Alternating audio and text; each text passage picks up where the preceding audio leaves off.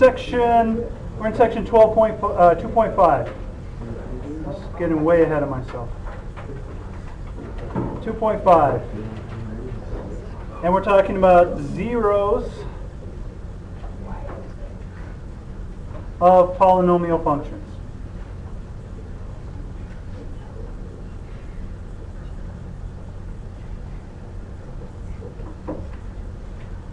So before we actually start into the lesson, zero, when I say something is a zero of a polynomial function, what's another way I can say that? That's going to give me an x-intercept. So that's one way.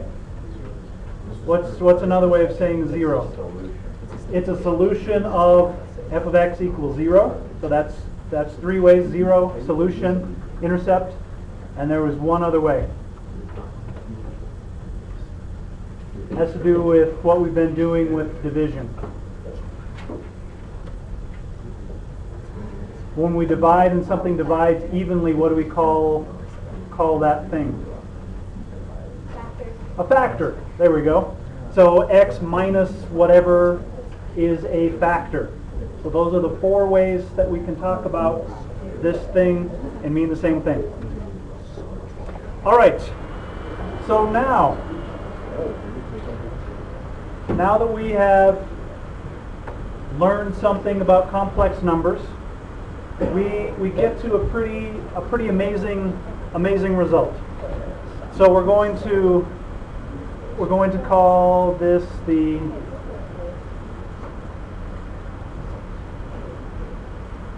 fundamental theorem of algebra. So we're going to say it in two parts. Because we've learned about complex numbers, we know how to solve a quadratic equation and get complex solutions. We can say that if f of x is some polynomial function,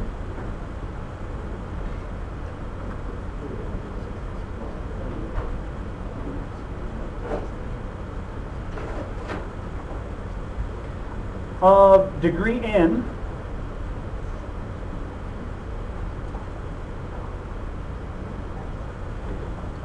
and n is greater than 0, so we're not talking about a constant function. N is greater than 0, so we're actually talking about a polynomial.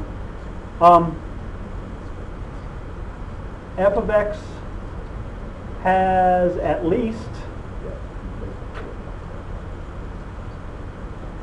one solution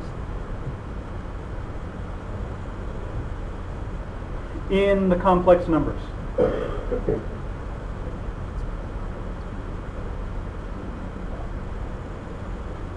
So a polynomial function, remember that we said a polynomial function was something that we could write f of x equals a sub n x to the n plus a sub n minus 1 x to the n minus 1 plus dot dot dot all the way down until we get to a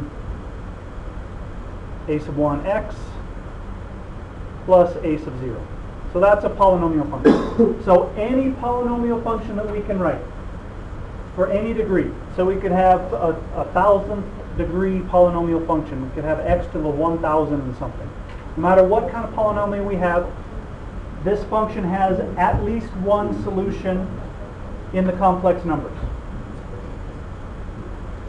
And we say complex numbers because if we have a complex number,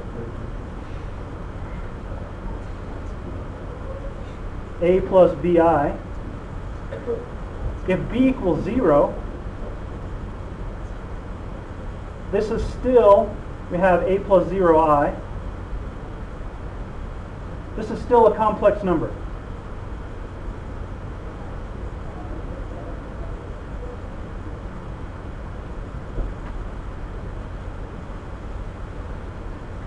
So what we're saying, and we have a couple of things going on here. We say at least one solution. So if we have an equation f of x equals x to the 105th, what is the solution to this equation? What value of x makes this function 0? 0. So this function has a solution 0. It has at least one solution in the complex numbers. So 0 is a complex number. Now this has multiplicity of 105, but that's one solution in the complex numbers. So no matter how complicated we make a polynomial function, we're going to be able to get a solution. We're going to be able to find a solution in the complex numbers.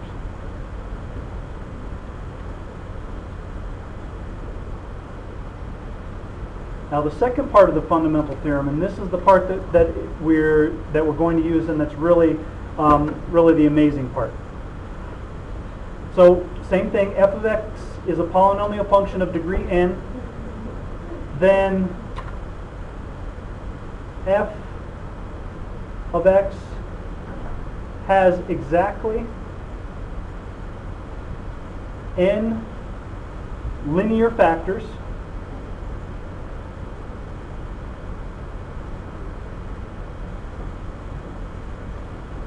which means that we can say f of x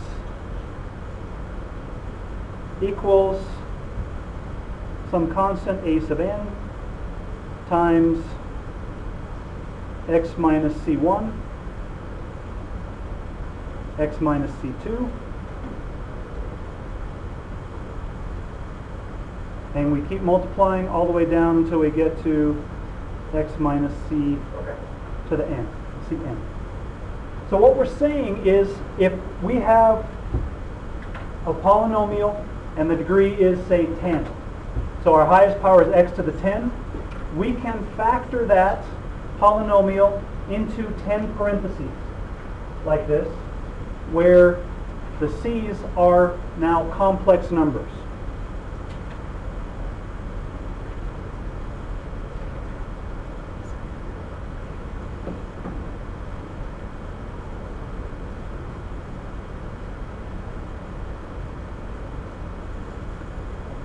So let's think just for a minute what this is telling us.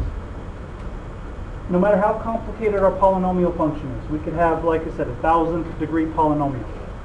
The fundamental theorem of algebra tells us that no matter how complicated that polynomial is, we can, with complex numbers, we can factor that into, say we have, our degree is 1,005. We can factor that polynomial into 1,005 parentheses and write our polynomial like this.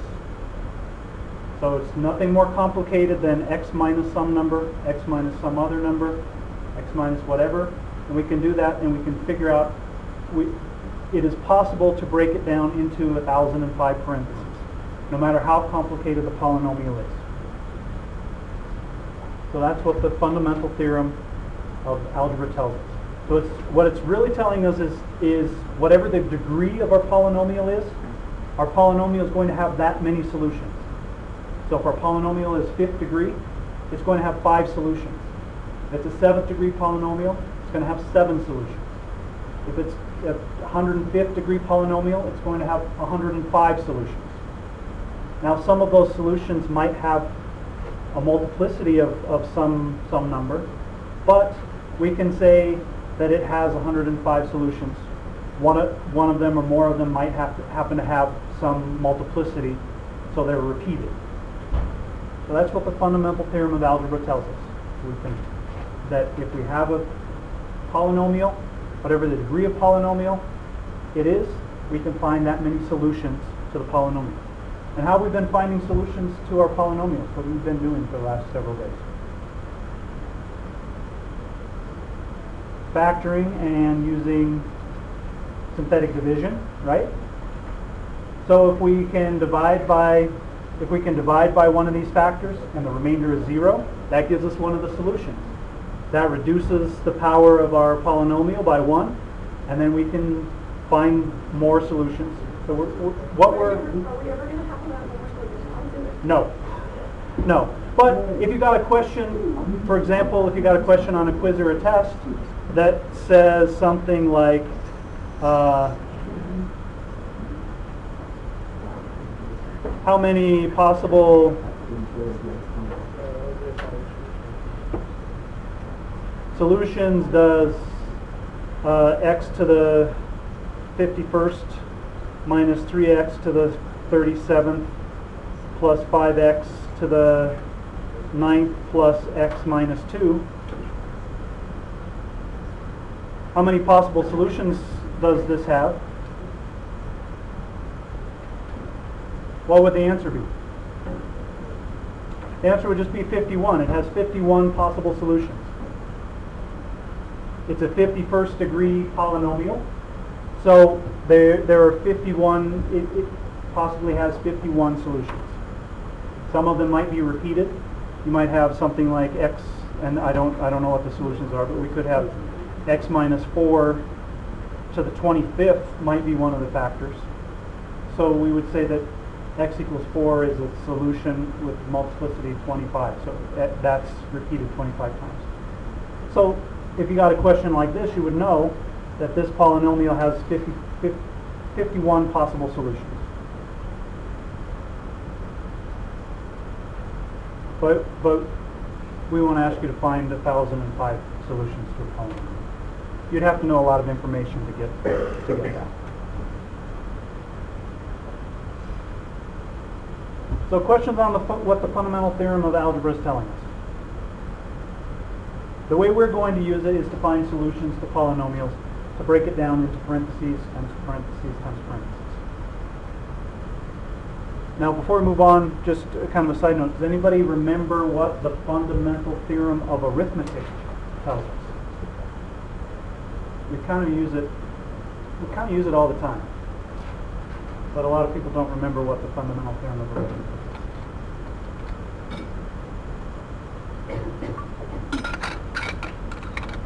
It's kind of similar to the fundamental theorem of algebra, but it has to do with numbers. How do we like to factor numbers?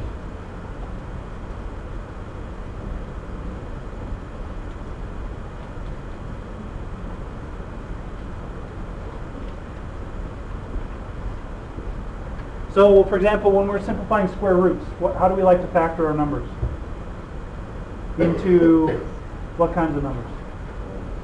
Whole numbers? And a little further? What kind of number can we not take the square root of negative even numbers?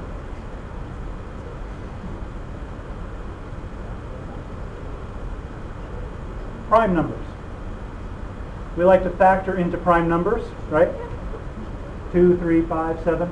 So the fundamental theorem of arithmetic tells us that any integer can be factored into a certain number of prime numbers. So same kind of idea. Let's see. So the next thing we need to talk about. So this would be the kind of question you'd be asked about that refers directly to the fundamental theorem of algebra. How many possible solutions does this polynomial have? Now if we have a complicated polynomial, this one has, for example, this one has 51 possible solutions. If we're trying to find those solutions, we're trying to find the zeros, and I guess I should say not solutions, f of x, we should say zeros, that we could say f of x equals 0. So then we'd be finding those solutions. There are a lot of possible solutions. How can we narrow them down? How can we narrow down what would be a solution of a particular polynomial? And that's what this next thing that we're going to talk about tells us. And we call this the rational zero test.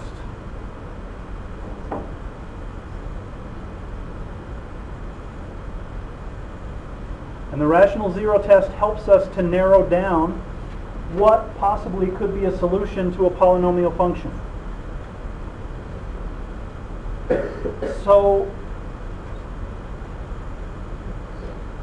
our rational zero test, like I said, it helps us narrow down what would be the possible solutions. So we're going to start with our polynomial. F of x equals some number a sub n, x to the n. Like we've been referring to our polynomials, we just have a list of our coefficients and our x's to different powers. So if we have our polynomial, and this polynomial has integer coefficients,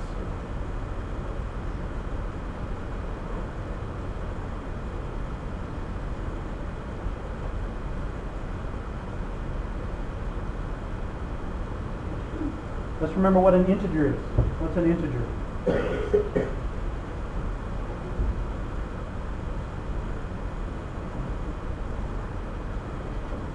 Who can help us out what an integer is?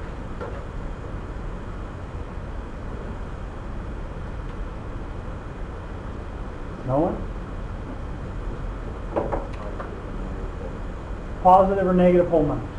0, 1, 2, 3, 4, 5, 6, negative 1, negative 2, negative 3. So we're talking about positive or negative whole numbers. So that's what an integer is.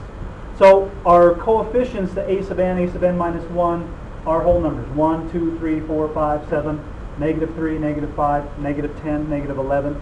So these a's are integers. And we're saying that a sub n doesn't equal 0, and a sub 0 doesn't equal 0. So we're not using zeros at the beginning and at the end. Then any rational 0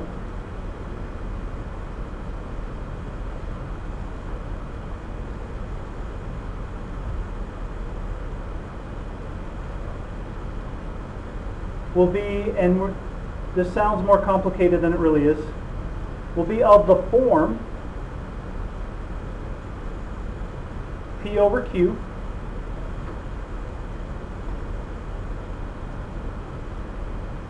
where P is a factor of a sub 0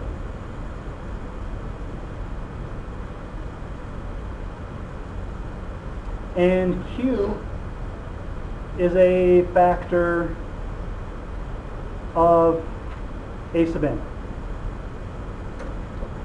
So we have integer coefficients, 1, 2, 3, 4, 5, negative 1, 2, 3, 4, 5. Let's try to remember, what does a rational number mean? What is a rational number? And this P over Q is a hint. A fraction of integers. A rational number is a fraction of integers. So this is going to be 2 over 3, 5 over 7, negative 4 over 6, 8 over 9. So we're talking about a fraction of integers.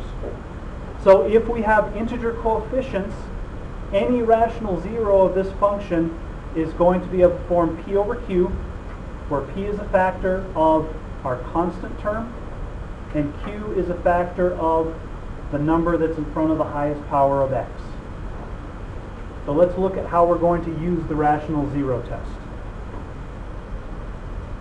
So the kind of problem that you might see is the example might say, find the zeros of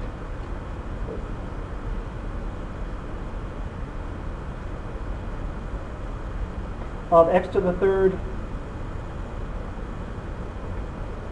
minus 7x minus 6 equals 0.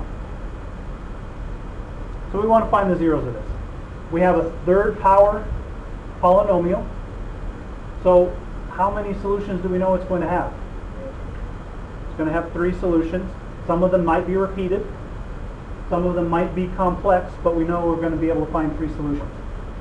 We haven't talked about a process for finding the solution of this. We know how to factor a quadratic. If we know one solution, we know that we can, or something that might be a solution, we can check with with synthetic division to see if our remainder is 0.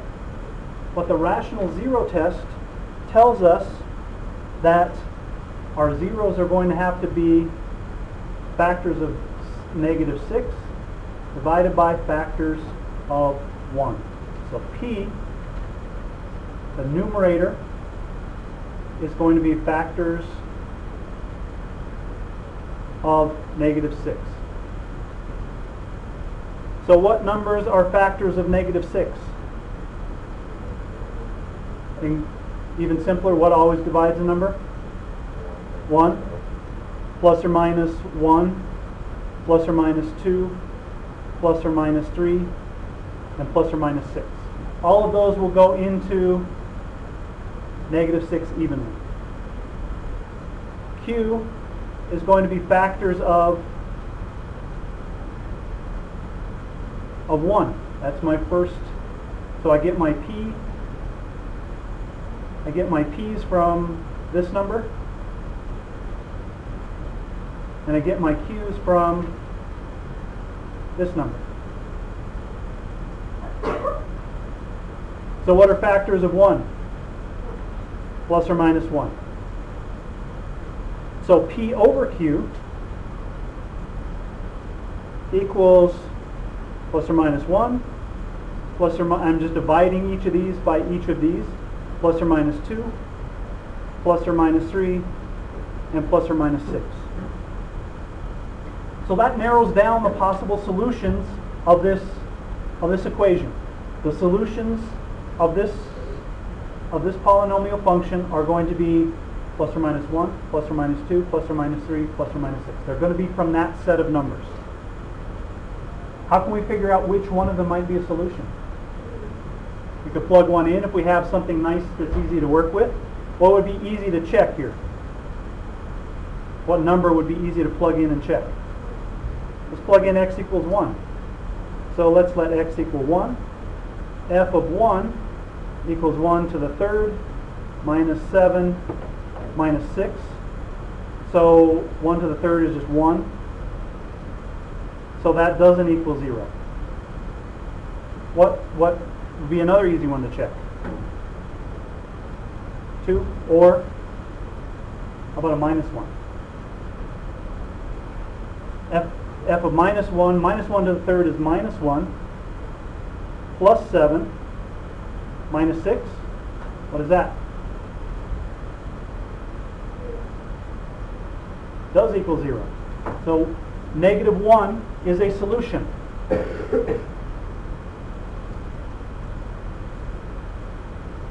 X equals -1 is a solution.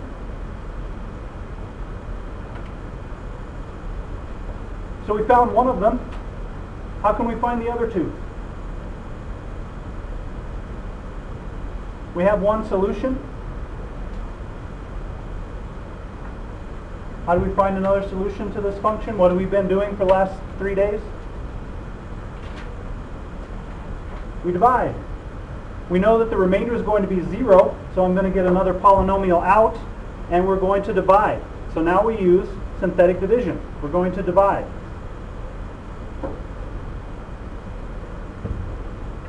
So I figured out one solution using my rational zero test.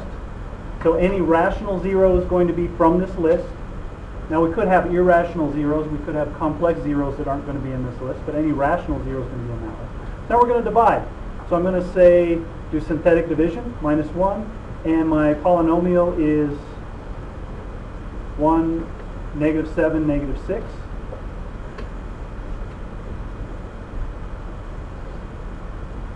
So bring down the 1. I get -1.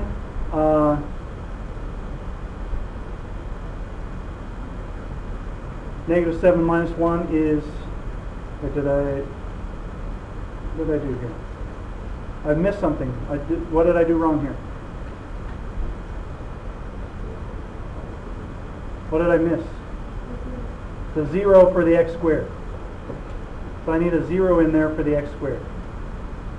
So I need a 0, -7, and -6. So I get a -1 there. Add those, I get a -1. get a positive 1 there, I get a negative 6, I get a positive 6 there, and I get a 0. We knew the remainder had to come out to be 0. So this gives me the quadratic function x squared minus x minus 6, and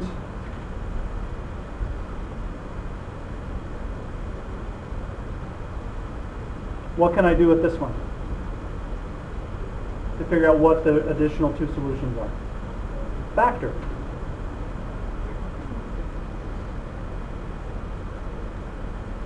So I'm going to factor this into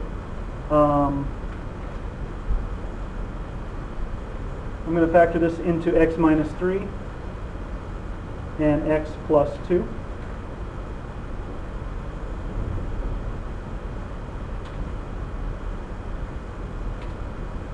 So finally, we can say that f of x is x plus 1 times x minus 3 times x minus 2, and the zeros are x equals negative 1, the one we found with our rational zero test, x equals 3, and x equals 2. This should be a negative 2. X equals negative 2.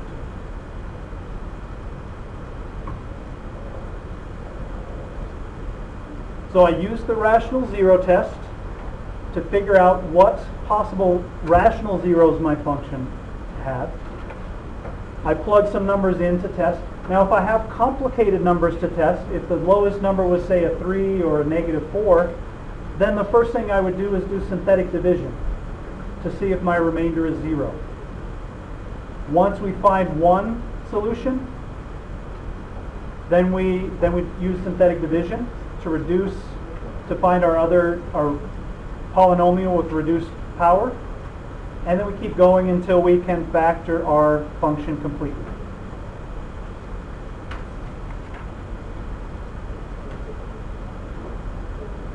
All right, let's take another quick look at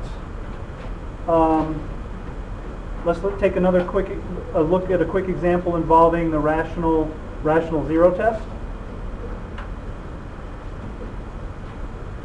So we want to find the real zeros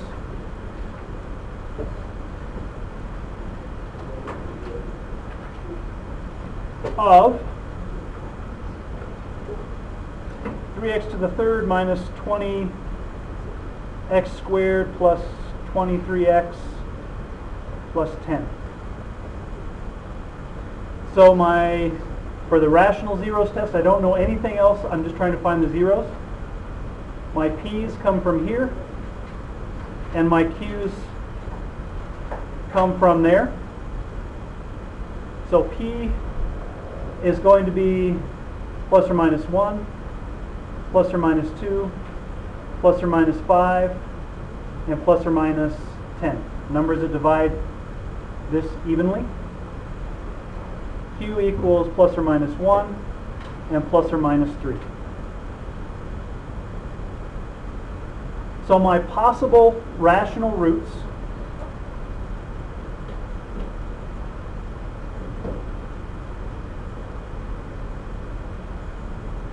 are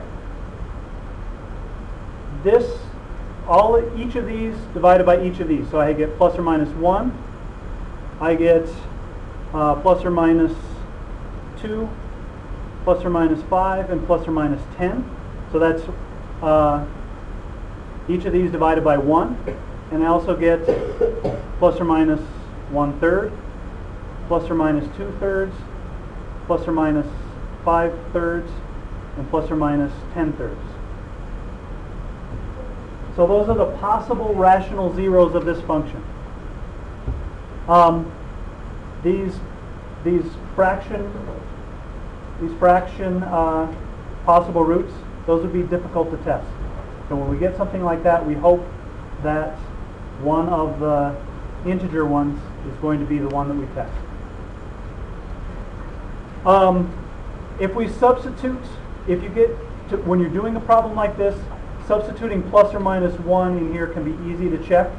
If we substitute plus and minus 1, turns out that plus or minus 1 is not a solution to this. So the next one we're going to check would be 2. So we're going to check, we're going to say we plugged plus or minus 1 and it didn't work. So we're going to check x equals 2. So we're going to do synthetic division with 2, and I have 3, negative 20, 23, and 10. Bring this down, I get a 6, negative 14, negative 28, I get negative 5, I get a 10, and I get a 0. So 2 is a solution, x equals 2 is a solution. And we're left here with 3x squared minus 14x minus 5 equals 0. And I can factor this. This factors into 3x plus 1 and x minus 5. So f of x finally is x minus 2 times 3x plus 1 times x minus 5. And my zeros are x equals 2, x equals negative 1/3, and x equals 5. So those are all of my zeros for this function. So the rational zeros test narrows down your possible solutions. We figure out if it's a solution either by substituting the number into the function, if it's an easy number like plus or minus 1. Otherwise, we use synthetic division to see if we get a remainder of 0. All right, just one last quick thing that I want to say today, and then we'll stop.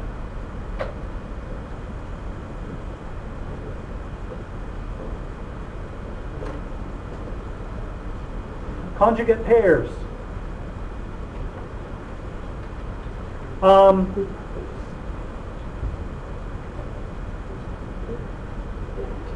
If we have a complex number, what did we say if a plus bi is a complex number? What's the conjugate? Change the sign on the imaginary part.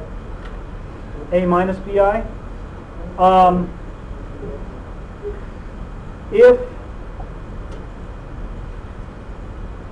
going to say complex solutions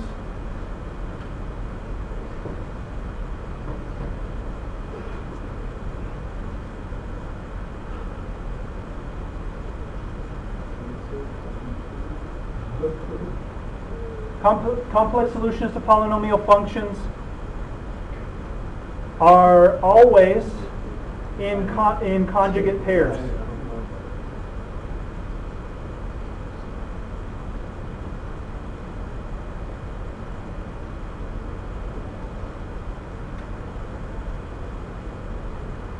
So if we find a complex solution to a polynomial function, the conjugate of that complex solution is also a solution. So if we had, let me do just a couple of quick examples. If 3 plus 5i is a solution, 3 minus 5i is a solution.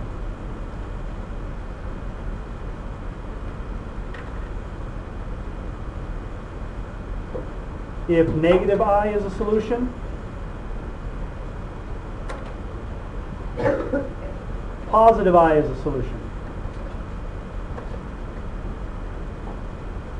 So if we find a complex solution, the complex conjugate is also a solution of the same polynomial. So complex solutions are always in conjugate pairs. All right, questions before we stop?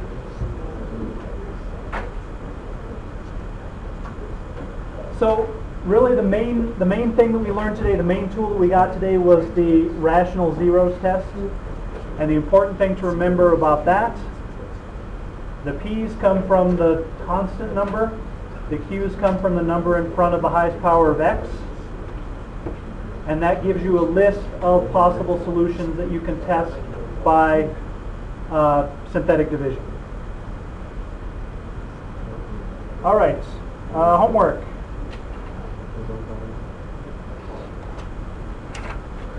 Part that Max was waiting for.